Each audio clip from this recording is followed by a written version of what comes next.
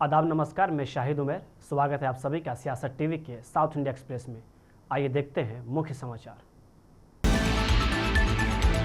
आज मुनागला मंडल के रवई गांव में प्रजा पालन प्रगति प्रणाली कार्यक्रम में एक महिला ने सूर्यापेट जिला कलेक्टर तेजस नंदलाल पवार के सामने कीटनाशक पीकर आत्महत्या का प्रयास किया। आरोप लगाया कि उसे इंदिराम्मा घर देने से इनकार कर दिया गया था। वही मुनागला पुलिस स्टेशन के एक अधिकारी ने बताया कि पीड़ित महिला का दावा है कि 15 साल पहले वाईएस राजशेखर रेड्डी के नेतृत्व वाली तत्कालीन कांग्रेस सरकार ने उन्हें इंदिराम्मा आवास आवंटित किया था। हालांकि इस योजना के तहत स्वीकृति राशि किसी और ने हड़प ली, जिसके चलते उन्हें इस योजना का लाभ नहीं मिल पाया।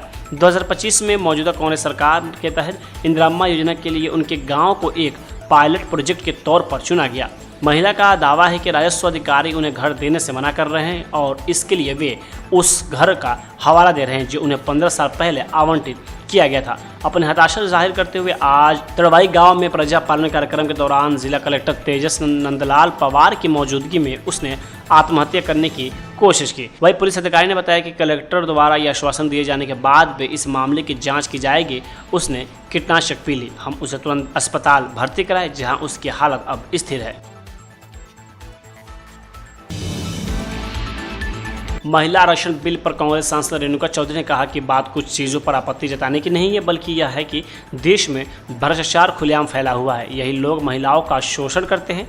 महिलाओं के नाम पर वे ऐसा दिखावा कर रहे हैं जैसे वे हम पर कोई एहसान कर रहे हैं। आप लोग की आपत्ति है? अरे कुछ चीजों की आपत्ति क्या, सरेआम फ्रॉड चल रही है देश पर और हम पे, और यही दुरुपयोग करते हैं महिलाओं को, और बड़ा महिलाओं के नाम पे हमारे मेहरबानी के हम पे मेहरबानी कर रहे जैसा नाटकबाजी कर रहे हैं।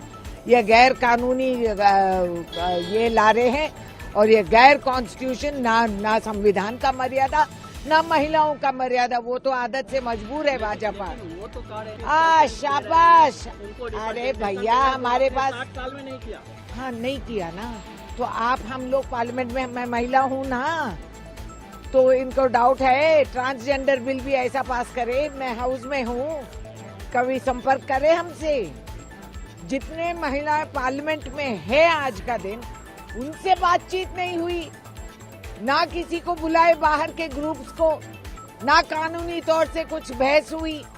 तो किस बात की मेहरबानी? ये ड्रामे नाटक बहुत देख चुके हैं, देखेंगे आगे जाकर।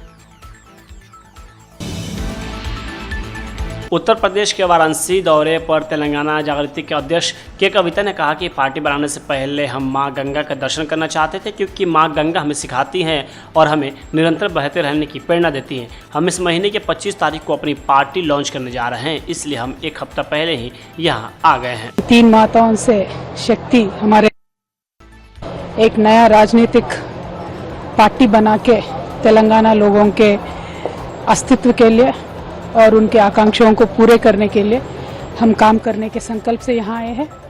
तो पार्टी बनाने से पहले हम चाह रहे थे कि हम गंगा मैया के पास आए, क्योंकि गंगा मैया हमें सिखाती है, एक प्रेरणा देती है कि चाहे कुछ भी हो बेहतर रहना चाहिए, चाहे कुछ भी हो सबको साथ में मिला के लेके जाना चाहिए। और गीता से हमें जो धर्म का और कर्म का जो रास्ता मिलता है उसको दिल में भरने के लिए आए हैं। और जो गायत्री माता की प्रार्थना से जो शक्ति मिलती है, जो क्षमता मिलती है हमारे लोगों की सेवा करने का और सबको समान अधिकार दिलाने का और पूरे देश का संतुलित विकास का प्रयास करने का, तो ये सारे उम्मीद लेके यहाँ पे आए हैं। गंगा मैया का भी ब्लेसिंग लेंगे, महादेव का भी ब्लेसिंग लेंगे और दिल में हिम्मत भर के, धैर्य भर के, प्रेम भर के हमारी लोगों को पूरी समर्पित तरीके से सेवा करेंगे। संसद के विशेष सत्र में महिला आरक्षण बिल को लेकर जबरदस्त हंगामा देखने को मिला। विपक्षी दलों के कई नेताओं ने इस पर अपनी अपनी बात रखी। ज़्यादातर नेताओं ने महिला आरक्षण का तो सपोर्ट किया, लेकिन परिसीमन को लेकर एतराज़ जताया। महिला आरक्षण बिल पर लोकसभा में असदुद्दीन ओवैसी ने कहा कि यह महिलाओं के आरक्षण का मुद्दा नहीं है, इसका मुख्य मकसद दक्षिण पर शासन करना है, विधायिका से ओबीसी के प्रतिनिधित्व को मिटाना है। यह संघवाद का उल्लंघन है। मैं इस बिल का विरोध करता हूं। ओवैसी ने आगे कहा कि अगर आबादी के हिसाब से लोकसभा सीटों का बंटवारा दोबारा शुरू हुआ तो यह संघवाद के खिलाफ होगा। ओवैसी ने कहा कि जिन राज्यों में जनसंख्या तेजी से बढ़ी है वहां सीटें बढ़ जाएंगी और उनकी ताकत बढ़ जाएगी, कम आबादी वाले राज्यों को नुकसान होगा। उन्होंने कहा कि दक्षिण भारतीय राज्यों के जनसंख्या नियंत्रण में अच्छा काम किया है, लेकिन सीटों के नए गणित से उनकी हिस्सेदारी कम हो जाएगी, जिससे उनकी आवाज़ कमज़ोर होगी। अवैसी ने कहा कि हिंदी भाषी क्षेत्रों की सीटें 38% से बढ़कर 43% हो सकती हैं, जबकि दक्षिण भारत की सीटें 24% से घटकर 20% रह जाएंगी। कांग्रेस सांसद वामसी कृष्ण गद्दाम ने कहा कि जनसंख्या के हिसाब से सदन में दक्षिण का प्रतिनिधित्व लगभग 3% है, लेकिन वित्तीय योगदान 5 से 6% के बीच है। हालांकि परिसीमन के बाद दक्षिण का हिस्सा और भी कम हो जाएगा। हम इसके खिलाफ हैं क्योंकि वह संविधान के अनुसार हमारे अधिकारों के विरुद्ध है। अगर आप हमें प्रतिनिधित्व नहीं देते हैं तो दक्षिण के फंड का इस्तेमाल न करें। साउथ का जो कंट्रीब्यूशन है, जो पॉपुलेशन बेसिस देखे जाए तो ऑलमोस्ट 3% का रिप्रेजेंटेशन है हाउस में, लेकिन contribution, financial contribution point of view देखे जाए तो करीब 5 से 6% फाइनेंशियल कंट्रीब्यूशन है।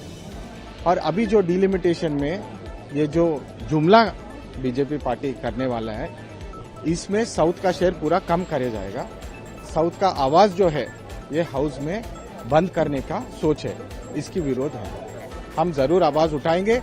हमारा जो हक है कॉन्स्टिट्यूशन के हिसाब से, जो अंबेडकर जी ने हमारा हक जो लगाए आर्टिकल इक्वालिटी और रिप्रेजेंटेशन के बारे में, हम जरूर इसके खिलाफ है। हम आवाज उठाएंगे। और साउथ का जो रिप्रेजेंटेशन है, अब साउथ का वोट आपको नहीं मिल रहा है तो आप ये पूरा जुमला बना के डिलिमिटेशन करना चाह रहे हैं।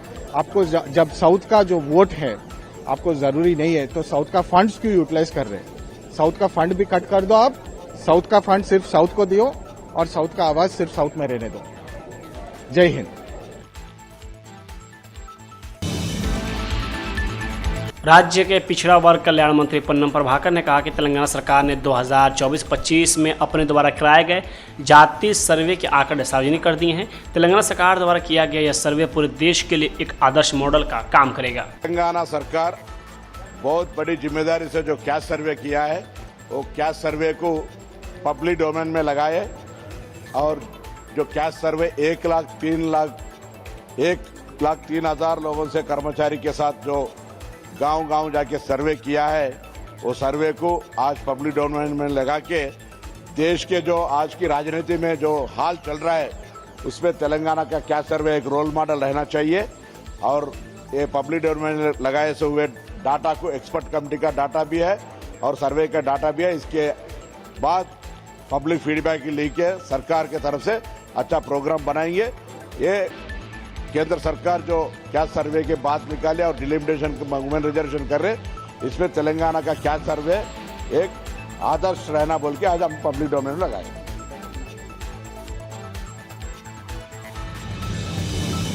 प्रस्तावित परिसीमन विधेयक पर टीडीपी के प्रदेश अध्यक्ष और गाजुवाका के विधायक पल्ला श्रीनिवास राव ने कहा कि हम संसद में पेश किए गए परिसीमन विधेयक का स्वागत करते हैं, क्योंकि आबादी चाहे जो भी हो, सीटों में 50% की बढ़ोतरी दक्षिण भारतीय राज्यों के लिए निश्चित रूप से फायदेमंद है। दक्षिण भारत के कुछ राज्य इस पर आपत्ति जता रहे हैं, यह सोचकर कि उत्तर भारत में सीटों की संख्या में भारी बढ़ोतरी होने वाली है, लेकिन मुझे ऐसा नहीं लगता। यह आबादी पर आधारित नहीं है। हम नरेंद्र मोदी को धन्यवाद करते हैं कि उन्होंने परिसीमन विधेयक के साथ साथ महिला आरक्षण विधेयक भी पेश किया। महिला आरक्षण बिल पर केंद्रीय मंत्री शोभा करंदलाजे ने कहा कि आज हमारे लिए बहुत ही महत्वपूर्ण दिन है। हम बहुत लंबे समय से महिलाओं के लिए आरक्षण की मांग कर रहे हैं। पीएम मोदी के नेतृत्व में नारी शक्ति को आरक्षण देने का काम किया जा रहा है। आज का दिन हमारे लिए बहुत महत्वपूर्ण दिन है। भारत का इतिहास में, भारत का प्रजातंत्र का व्यवस्था में बहुत दिन से हम मांग रहे थे महिला को रिजर्वेशन मिलना चाहिए, क्योंकि शक्ति मिलना चाहिए। महिला का ध्वनि को बहुत शक्ति है, मगर वो ध्वनि को शक्ति चाहिए, वो ध्वनि को इज्जत चाहिए, वो ध्वनि पॉलिसी मेकिंग में होना चाहिए। ये हमारा नारा था। अभी ये नारा पूरा हो रही है। प्रधानमंत्री नरेंद्र मोदी जी के नेतृत्व में महिला का ध्वनि को शक्ति देने का काम कर रहे हैं। बहुत अच्छा लग रहा है, बहुत अच्छा हो जाएगा।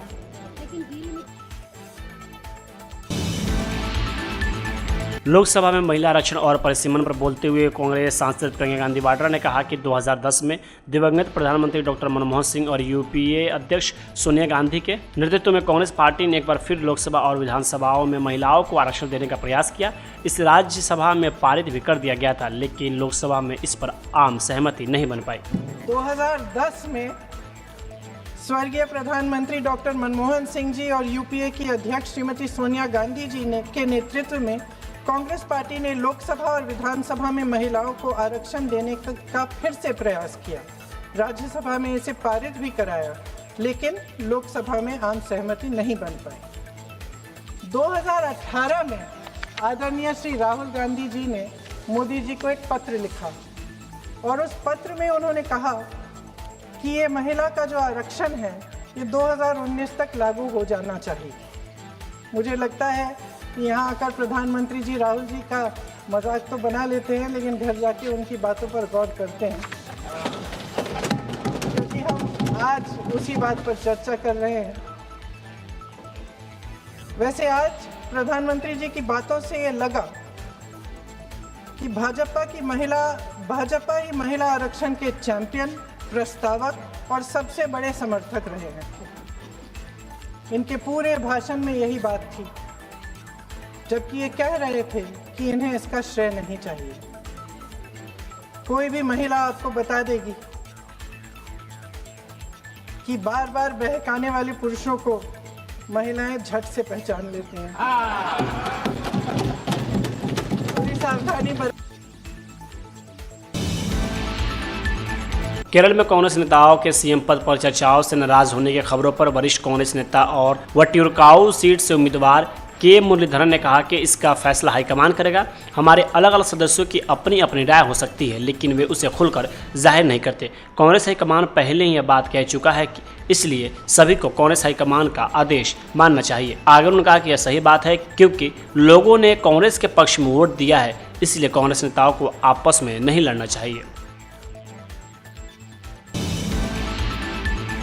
दिल्ली के मुख्यमंत्री रेखा गुप्ता ने कहा कि प्रधानमंत्री मोदी के नेतृत्व में देश तेजी से प्रगति कर रहा है और उन्होंने जोर देकर कहा कि तमिलनाडु भी विकास के पथ पर आगे बढ़ना चाहता है। कोयम्बटूर में एक सभा को संबोधित करते हुए गुप्ता ने आरोप लगाया कि डीएमके सरकार भ्रष्टाचार में लिप्त रही है और जनता की प्रभावी ढंग से सेवा करने में विफल रही है। उन्होंने कहा कि पूरा देश प्रधानमंत्री मोदी के नेतृत्व में प्रगति कर रहा है और तमिलनाडु में इस प्रगति के साथ कदम मिलाकर चलना चाहता है। रेखा गुप्ता ने कहा कि पूरा देश प्रधानमंत्री मोदी के नेतृत्व में प्रगति कर रहा है और तमिलनाडु भी इस प्रगति के साथ कदम मिलाकर चलना चाहता है।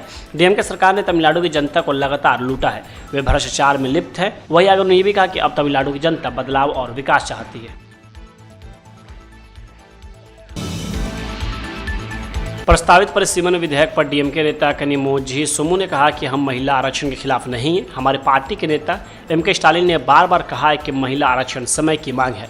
पीएम मोदी ही है जो इस पर राजनीति कर रहे हैं। उन्होंने कहा कि वे महिला आरक्षण विधेयक और परिसीमन को एक साथ क्यों जोड़ना चाहते हैं, क्योंकि वे महिला आरक्षण विधेयक को आगे रख रहे हैं और परिसीमन के बड़े राक्षस को पीछे छिपा रहे हैं। यह कहते हुए कि अगर हमें इसे आगे बढ़ाना है तो हमें इसे पास करना होगा, आपको ऐसा करने की ज़रूरत नहीं है। आज भारत के लिए एक बहुत ही काला दिन है। संसद के 3 दिवसीय सत्र में परिसीमन पर चर्चा होने जा रही है। यही कारण है कि हमारे मुख्यमंत्री एमके स्टालिन ने काला झंडा फहराकर और उस विधेयक की एक प्रति जलाकर अपना विरोध जताया है, जिसे लागू किया जाने वाला है।